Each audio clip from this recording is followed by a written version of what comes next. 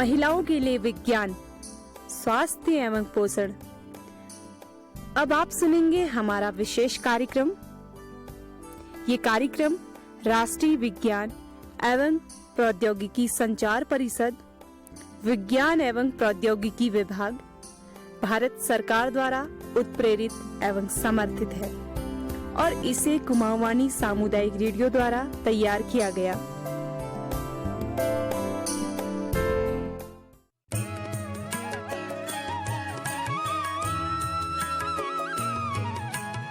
नमस्कार, स्वागत करती हूँ आपका महकता आंचल कार्यक्रम में।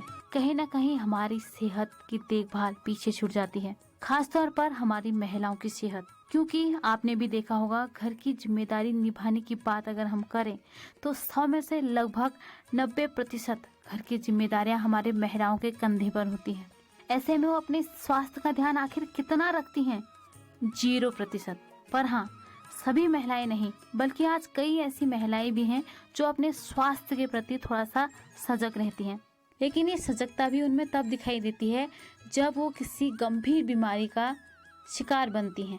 जब महिलाओं को महसूस होता है कि वो बीमार हैं, उनसे अब काम नहीं किया जाएगा, तभी वो अपने स्वास्थ्य का जांच कराती हैं, तभी वो डॉक्टर के पास जाती हैं। लेकिन कुछ स्वास्थ्य संबंधी समस्याएं ऐसी भी होती हैं जो शुरुआत में अपने लक्षण उजागर नहीं करती। ऐसे में स्वास्थ्य के प्रति सतर्क रहना और भी जरूरी हो जाता है। यह सतर्कता हमें हमेशा रखनी चाहिए, पर 30 साल के बाद इस ओर ज्यादा ध्यान देने की आवश्यकता होती है, क्योंकि 30 साल के बाद महिलाओं का शरीर धीमा होने लग जाता है, उनको काम करने में कुछ कठिनाई होने लग जाती है और स्वास्थ्य के प्रति सतर्कता रखने का सबसे अच्छा जरिया होता है समय पर अपनी जांच करवाना। तो आज हम जानेंगे 30 साल के बाद वो कौन सी 6 जांचें होती हैं जो महिलाओं के स्वस्थ जीवन के लिए सहायक होती हैं, जिन्हें अपनाकर एक महिला स्वस्थ जीवन की शुरुआत कर सकती है।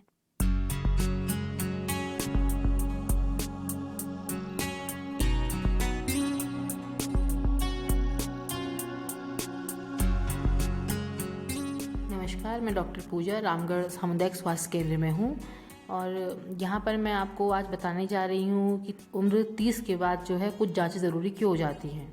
जी मैम, पहली जांच जो हमारी है वो है पेप टेस्ट, यानी कि पेल्विक एग्जाम की जांच। मैम, ये जांच कब, क्यों, कैसे करवाई जाती है? देखिए, ऐसे कोई भी महिला, ये जो है महिलाओं के लिए पेल्विक एग्जाम की जांच होती है, ये जो है सबके लिए नहीं होती है। 30 की उम्र के बाद अगर किसी महिला का सब कुछ नॉर्मल चल रहा है, उसे उसकी योनि से किसी तरह की परेशानी, इन्फेक्शन कुछ भी नहीं है, तब तो आवश्यक नहीं है। लेकिन हाँ, 30 के बाद नहीं तो कम से कम 35 के बाद ये जांच जरूरी है कि उसके किसी भी महिला को कोई किसी तरह का कैंसर या कोई गंभीर बीमारी तो नहीं हो रही, तो इसकी स्क्रीनिंग के लिए ये टेस्ट ज़रूरी हो जाता है। और कम से कम महिलाएं 35 साल के बाद तो एक बार पेप स्मीयर का टेस्ट अवश्य कराएं। इसके लिए किसी अच्छे से अस्पताल में जाना पड़ता है, वहाँ एक प्रयोगशाला होती है और उसमें वो महिला को लिटाकर और उसके जननांगों में से दर्द रहित तरीके से कुछ सेल को निकालते हैं, कोशिकाओं को निकालते हैं और प्रयोगशाला में उसकी कैंसर वगैरह की जांच के लिए भेजते हैं। जी मैम, ये जांच आपने बताया कि 30 साल या 35 साल के बाद, 30 या 35 साल के बाद ही क्यों, उससे पहले क्यों जरूरी नहीं है? उससे पहले महिलाओं में इस तरह की समस्याएं नहीं होती हैं। ज़्यादातर हाई रिस्क जो समस्याएं हैं वो 35 के बाद, जिन लोगों ने अभी तक गर्भधारण नहीं करा या दैनिक संभोग की क्रिया नहीं करी या 30-35 के बाद किसी के असुरक्षित यौन संबंध बनते हैं, तो ऐसी महिलाओं में ज़्यादा समस्या देखने को मिलती है। इसीलिए इस समय के बाद ही ज़्यादा आवश्यक है। जी मैम, हमारी दूसरी जांच है ब्रेस्ट कैंसर की। ब्रेस्ट कैंसर की जांच 30 साल के बाद करवानी आखिर क्यों जरूरी हो जाती है? हर महिला में, फिर से मैं कहूँगी, आवश्यकता नहीं है, लेकिन अगर किसी महिला को लग रहा है कि उसके दोनों स्तनों में से किसी स्तन में किसी प्रकार की गांठ है या फिर उसके निपलों से किसी तरह का बदबूदार श्राव या पानी या कोई पस तरह का डिस्चार्ज निकल रहा है, खून निकल रहा है या निपलों की शेप में परिवर्तन आ रहा है, किसी तरह की कोई गांठ बन रही है जो कि कभी दर्द कर रही है, कभी नहीं कर रही है, तो अगर इसमें से एक भी समस्या थोड़ी बहुत भी महिला को लगती है तो 30 के बाद वो अवश्य अपनी जांच कराए। जी मैम, ये जांच कैसे करवाई जा सकती है और कहाँ? सर, एक तो इसका अल्ट्रासाउंड कराया जाता है, ब्रेस्ट का भी अल्ट्रासाउंड होता है, उसमें भी गांठें पता चल जाती हैं। दूसरी बात एक होती है बायोप्सी। अगर अल्ट्रासाउंड से क्लियर हो जाता है कि महिला के स्तनों में गांठ है या उसमें अंदर पानी भरा है या पस भरा हुआ है, तो फिर उसके बाद बायोप्सी कराई जाती है। बायोप्सी में एक अच्छी अस्पताल में, बड़े अस्पताल में जांच होती है। उसमें वो जहाँ पर गांठ है उसमें से कुछ सेल्स निकालते हैं, उन सेल्स को वो भेजते हैं जांच के लिए। उन जांच से पता चल जाता है अगर कैंसर है तो फिर आगे का जो दिशा निर्देश है वो उसी हिसाब से इलाज होता है, अगर नहीं है तो फिर उसके हिसाब से दवाइयाँ होती हैं। जी मैम, हमारी तीसरी जांच है थायराइड की। मेरे जानकारी में आया है कि महिलाओं को 30 के बाद अपनी थायराइड की जांच एक बार अवश्य करवा लेनी चाहिए। आखिर ये थायराइड समस्या क्या है और क्यों इसकी जांच इतनी आवश्यक हो जाती है? थायराइड जो है एक गंभीर समस्या है आज के समय में। हर तीसरी चौथी महिला को मैं देखती हूँ कि थायराइड की समस्या हो रही है।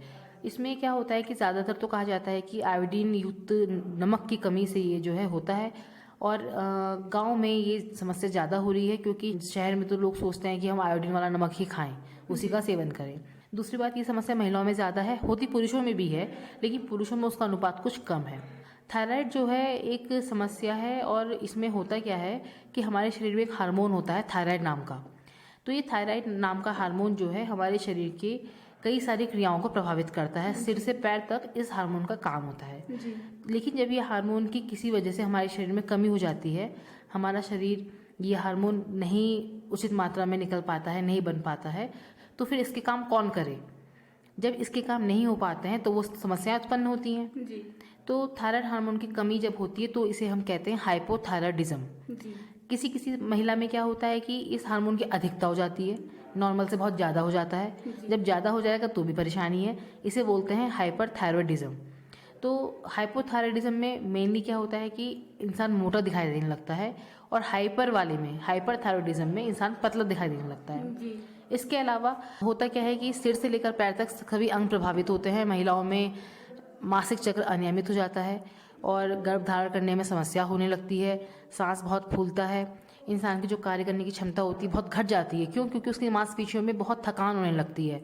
बहुत मामूली सा थोड़ा सा काम करने पर भी उसकी जो मांसपेशियां हैं वो थक जाती हैं, वो काम नहीं कर पाता। नींद बहुत डिस्टर्ब हो जाती है, या तो इंसान को नींद आती ही नहीं है, बिल्कुल नींद नहीं आती है। सोने में बहुत परेशानी है क्योंकि सांस नहीं ले पाता। तो इस तरह की थायराइड की बहुत समस्याएं हैं, और महिलाओं में बहुत ज़्यादा कॉमन है। इसीलिए उसकी स्क्रीनिंग के लिए 30 के बाद जरूरी हो जाता है। वर्ष में एक बार कम से कम सभी महिलाएं अपने थायराइड की जांच जरूर करवाएं। ये जांच खून से होती है। जी। किसी लैब में जाकर जो है लैब टेक्नीशियन जो होते हैं वो ब्लड लेते हैं, और ब्लड से वो थायराइड हार्मोन की जांच करते हैं। जी मैम, हमारी एक जांच है आँखों की। मैम 30 साल के बाद महिलाओं में आँखों की जांच करवाना क्यों जरूरी हो जाता है? इसलिए ज़रूरी होता है क्योंकि इस उम्र के बाद हम देखते हैं कि ज़्यादातर लोगों की आंखों में निकट दृष्टि दोष या दूर दृष्टि दोष हो जाता है। उसमें फिर लोगों को परेशानी होती है। किसी को जो है पास का, इस उम्र के बाद वैसे ज़्यादातर ये होता है कि पास का लोगों को दिखाई नहीं देता। जैसे उन्हें अगर वो दाल चावल बीन रहे हैं तो उनको उसमें परेशानी होती है, सुई में धागा डालना है उसमें परेशानी होती है। तो इसीलिए ज़रूरी है कि उनकी आंखों पर जोर ना पड़े, और वो 30 साल के बाद ही वर्ष में एक बार अपनी आंखों की जांच करवाएं, जिससे कि चाहे मोतियाबिंद पनपने वाला हो, या ग्लूकोमा हो, या आंखों का लेंस का कमज़ोर होना हो, कोई भी समस्या है वो सही समय में पता चल जाए और उचित रूप से उसका इलाज हो जाए। तो 30 के बाद सभी महिलाएं अपने आंखों की जांच वर्ष में एक बार अवश्य कराएं। जी मैम, अगर हम आंखों की जांच कराने जाएं तो ये सुविधाएं क्या हमको नज़दीकी सरकारी अस्पताल में मिल सकती हैं? बिल्कुल, हर सरकारी नज़दीकी अस्पताल में आप जाकर देखिए तो वहाँ पर आंखों के डॉक्टर हैं और ऑप्टिमिस्ट हैं जो वहाँ पर आंखों की जांच करते हैं, चश्मा बनाकर देते हैं। सरकार ने तो बहुत सुविधाएं दे रखी हैं, तो चश्मा बनाकर देते हैं उचित मूल्यों पर। और अगर मोतियाबिंद वगैरह है तो सरकारी अस्पतालों में उसका ऑपरेशन भी संभव है। तो आराम से उनका इलाज हो जाता है अगर वो अपने नज़दीकी सरकारी अस्पताल में सही समय पर पहुँचे तो। जी मैम, जो हमारी अगली जांच है वो है हाई ब्लड प्रेशर की। मैंने देखा है कि आजकल किशोरी हो या फिर महिला हो या फिर वृद्ध महिला हो, सब में ब्लड प्रेशर की दिक्कत हो जाती है। लेकिन ये कह रहे हैं कि 30 की उम्र के बाद महिलाओं में ब्लड प्रेशर की जांच करवाना ज़्यादा ज़रूरी हो जाता है, क्योंकि उनको 30 के बाद ज़्यादा समस्याएं उत्पन्न होती हैं। आखिर ऐसा क्यों? देखो, जैसे जैसे उम्र बढ़ती जाती है महिलाओं पर तनाव भी बढ़ता जाता है। जब तक वो 19-20 साल की होती है तो पढ़ाई के अलावा उनके पास कोई टेंशन नहीं होता। जी। शादी हो जाती है, बच्चे हो जाते हैं, उसके बाद घर संभालना, तरह तरह की दिक्कतें, किसी को कोई समस्या है, किसी को पारिवारिक समस्या है, तो तनाव मुक्त जीवन तो खत्म हो जाता है, तनाव वाला जीवन शुरू हो जाता है। और जैसे जैसे परिवार की जिम्मेदारियां बढ़ती हैं महिलाएं अपने ऊपर ध्यान नहीं दे पाती हैं। इसीलिए 30 वर्ष के बाद ब्लड प्रेशर की जांच भी जरूरी है। क्योंकि जब हम टेंशन में होते हैं, हमारा दिमाग तनाव में होता है, तो हमारा ब्लड प्रेशर भी बढ़ जाता है। तो ब्लड प्रेशर जब बढ़ जाता है, अगर हम सही समय पर इलाज नहीं लेंगे, तो ब्लड प्रेशर में क्या होता है कि जो हमारे शरीर की धमनियों में खून है, जब वो बहुत ज़्यादा फोर्स से बहने लगता है, तो वो धमनियाँ जब तक उसे बर्दाश्त करती हैं तो करती हैं, जब बर्दाश्त नहीं कर पाती तो धमनियाँ फट जाती हैं और वो खून जो है फैल जाता है। तो अगर इस तरह का जो धमनियों का फटना है, ये अगर हमारे मस्तिष्क में हो जाए, हमारी आँखों में हो जाए, तो तुरंत ही उसे ब्रेन स्ट्रोक कहते हैं और बहुत गंभीर समस्या हो जाती है, पैरालिसिस हो जाता है और इंसान की जान जो है जा भी सकती है।